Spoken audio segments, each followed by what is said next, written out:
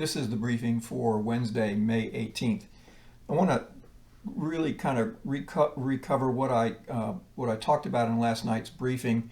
We really had a couple things that happened yesterday in the market, and I talked about those. The fact that the spiders had traded through resistance but had not done so impulsively, that the NASDAQ had not traded through resistance but held right at that resistance, that intermarket divergence was suggesting potentially there was something not right with the market, and unless or until the NASDAQ confirmed the spiders, that we potentially could see a move to the downside. The other thing important to that was volume. Volume was falling off pretty dramatically in the market in terms of total volume and in terms of volume on the ETFs that I track as well.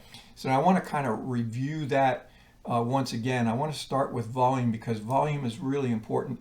When you begin to understand price development and price structure, you understand that price development has to be respected, as I've said, but you also look internally into that price development at the structure of the trend and try to determine, is this a trend that is strengthening or is this a trend that is weakening?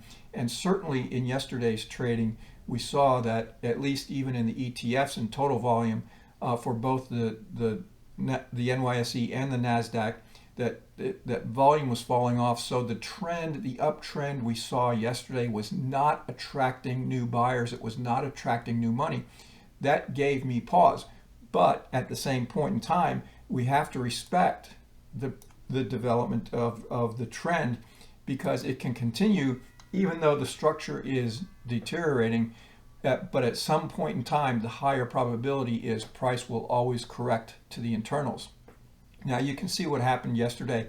We traded in the spiders slightly above this 405 resistance area, which was now support. Same thing with the Qs. Qs came in right at 305 and really just paused right at that. Now today we opened up below support, which was resistance in both of these ETFs. And then of course we started this rotation down. Important to this was this pause that occurred at the 395 area because that was the next short-term level of support. So when we reached that support, we got another rotation. And you can see that occurred there, which gave us the potential, if you were short at this point in time or not short, to enter a position with a stop just above this area here, because once we broke to the downside, the definition of a trend is a series of higher highs and higher lows, or lower highs and lower lows, and that's exactly what we had here. We had a run, a pause, run, pause, run, and then a pause right at the close in today's trading. The same thing occurred in the NASDAQ, just below support at the 296 level. Important to today's move was the fact that volume in the ETFs was just extremely low. Now this was volume coming in right at the close where it expanded in both of them. But for the most part, volume in the ETFs was just very, very low. It was also extremely low in terms of total volume. We had a slight tick up in the NYSE and a little bit of a tick down in the NASDAQ in terms of total volume. So even though we had a really strong down day in terms of the price move in the markets, the internals really were not confirming this move as we saw in yesterday's move. But what this does tell us is the fact that because of the extent of this move, it was impulsive price-wise. The internals can strengthen in tomorrow's trading, and when I say strengthen, I mean supporting the downtrend that we saw that started today. And if they do, then we could see an acceleration of selling. Now the next level of support comes in right around the 385 level, short-term support in the spiders, and it comes in right around the 285 level in the Qs.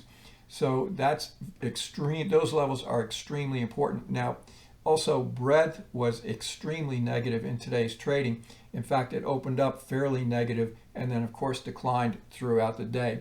So if we look at where we are in terms of a little bit longer term development, understanding the rotational moves, the price development of a financial instrument really gives us an idea of where important support and resistance levels are. Now you can see, and I talked about this in yesterday's briefing, and I think I talked about it in the weekend briefing, was the fact that this trend, as opposed to this short-term trend, this is the main trend compared to this, and this was a stair step down where we just kept stepping down, coming right up to support right at this 410 area, and then of course backed away from it in today's trading, and now it appears we're going to be testing the low that occurred on May 12th, which if that is tested, then that's going to suggest that that we're going to be extending farther down. Now,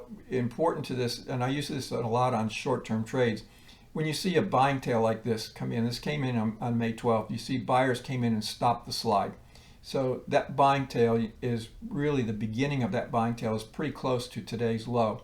If today's low is taken out and the buyers who bought this aggressively to create this counter trend move, if they don't defend that price almost immediately, then this buying tail is going to get retraced, and the low from the 12th will get taken out, and then we have the potential to see the continuation of an impulsive move to the downside.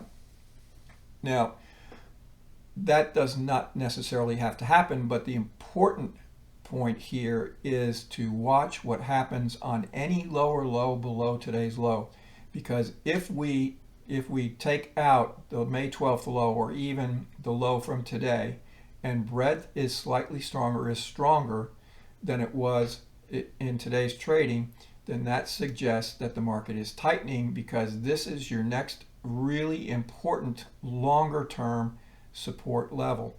If that's broken, then we're going to see the potential for an acceleration to the downside. Now, I've talked about this weeks ago, is the fact that we had this move here, I think this was the February 24th low, that was not a capitulation move, and that we had to expect, if this was the beginning of a greater degree time and price counter trend rotation to a greater degree time and price rally, then we had to see some type of a capitulation move, and we didn't get it.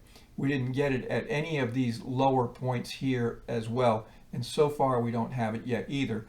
That leads me to believe that there are still a lot of shares out there that have the ability to be dumped, that just have not come into the market, at least as of this time.